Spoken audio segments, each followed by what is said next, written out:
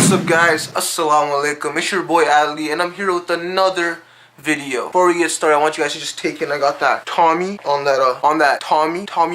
I just randomly took it in when I was looking into the lens of the camera. But yeah, this video is going to be a completely different topic from what you guys just heard me say. But yeah guys, to introduce this video a bit more, this is going to be more of like a darker topic. Like not dark as in like the Jinjuma series, which is hella jokes, hella interesting. Like if you guys are not watching the Jinjuma series on my channel, you're missing out. I'll link the last episode in the comments and the description below. It got insane feedback, you guys seem to love it. I drop one every Friday for every week of the whole year. But yeah guys, one last thing before we finally get into the video, I want you guys to just quick time subscribe to the channel. We are so close to 200 subscribers. Honestly, you might hit 200 subscribers by the time I upload this video, or by the time you're watching this video, because of how close we are to it. So yeah, subscribe. Also, the final self promo, follow me up on Instagram right here on the screen.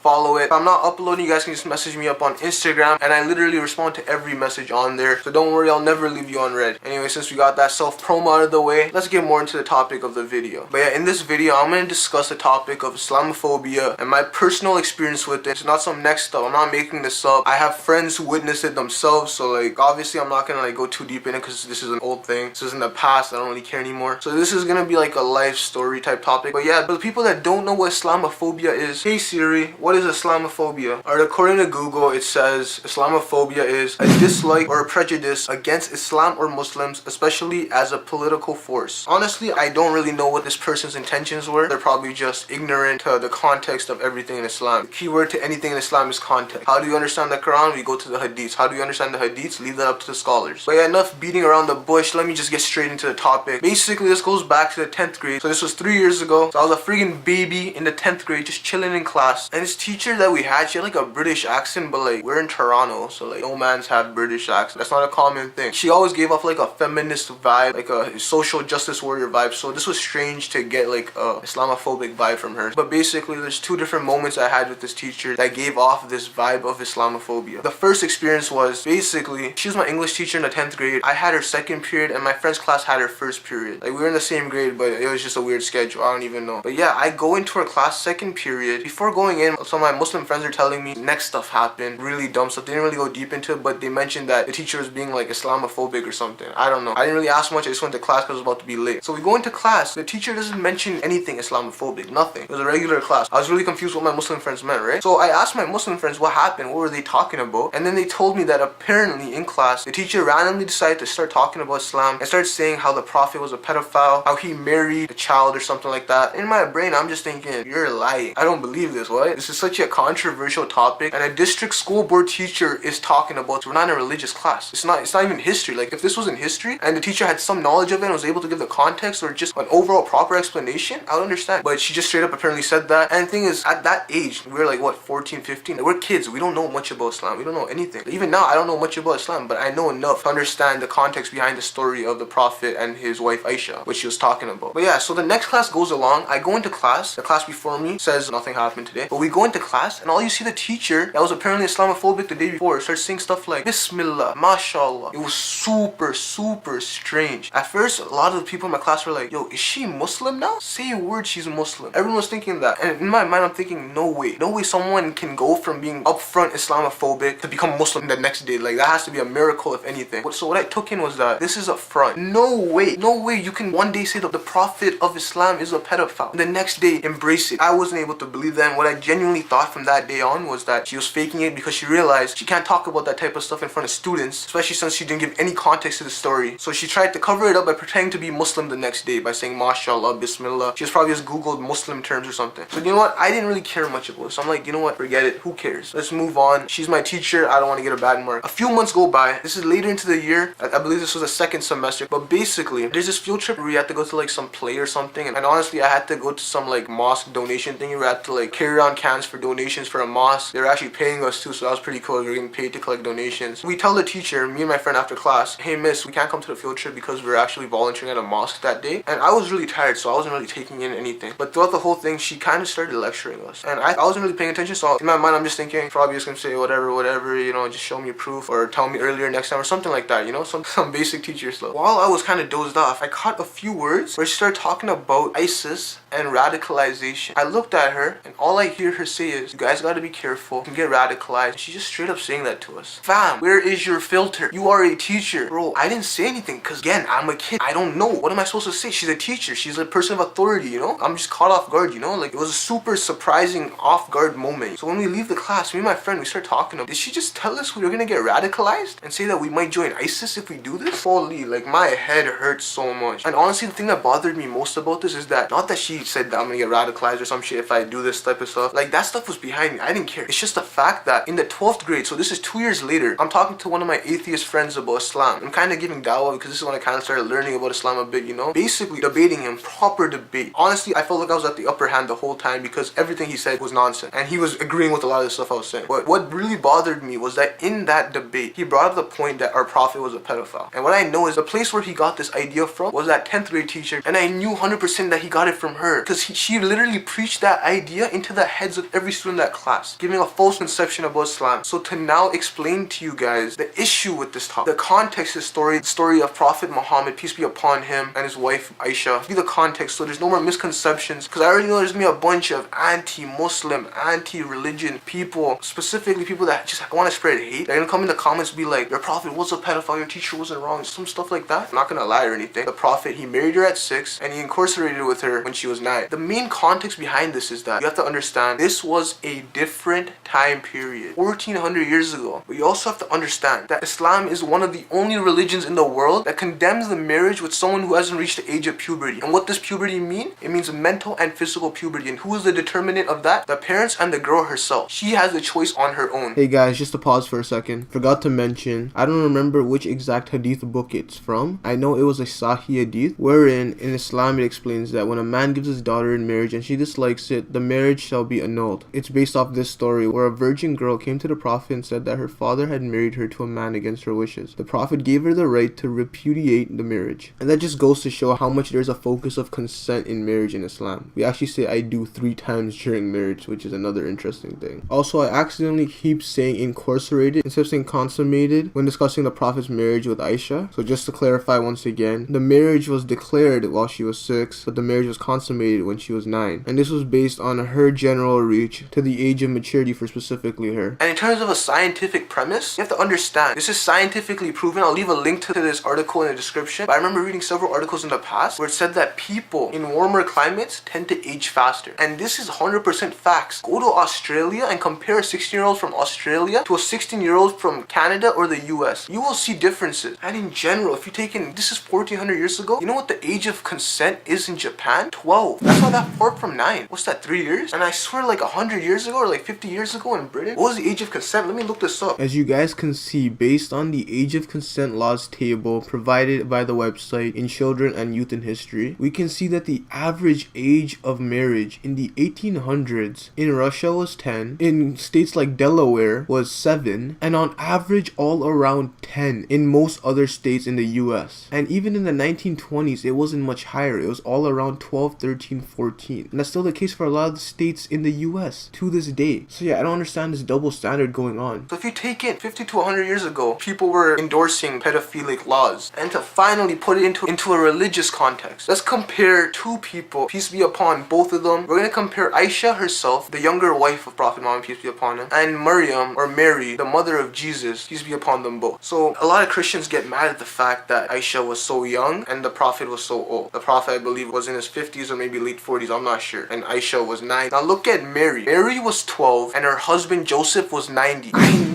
I know there's a bunch of Christians out there that are watching this video. They're like, it's not the same thing. Fam, how is that not the same thing? There's a really good video out there by a channel called Talk Islam. It literally discusses this whole topic. And since I don't want to get too deep into this topic because it's a really dirty, dark topic that people twist around, I'm gonna just leave the link in the description. You guys can watch that video for yourself. But yeah, overall, based on the story of Jesus and his mother and her huge age difference with her husband, comparing it to Prophet Muhammad, peace be upon him, his age difference with his wife, it's completely comparable. So with just facts like that and just understanding it was a different time, a different era, this was like a very common thing. And from what I realized, this topic of the Prophet being a pedophile for marrying Aisha was not an issue throughout all of history until in the past 50 years. Before that, nobody ever brought this up because this was common. In fact, some states in the US, age of consent is like still like 12, 13. Like when you go to the south, maybe even younger, I don't know. But yeah, overall, I'm done with this topic. Hopefully you guys enjoyed this video because I shared a really serious story in my life, my personal experience with Islamophobia. And I'm sorry if I offended anyone out there. My goal is not to offend, but instead to inform. So yeah, guys, I hope you guys enjoyed this video. Please subscribe to the channel. It means a lot to me. Like up the video, leave a comment of what you thought, and please, I don't want any hate, man. Come on. If you're here to incite hate, just keep it to yourself. If you want to have a discussion with me, comment below or actually message me on Instagram, because that way we can do a personal conversation and we can just keep it there, you know? I don't like having debates in the public comment section. It's not because I'm insecure or anything. It's just I don't like having my comment section filled with arguments, you know? I know I'm sounding really cheesy right now, but yeah, guys, I hope you guys enjoyed this video, and like always, peace.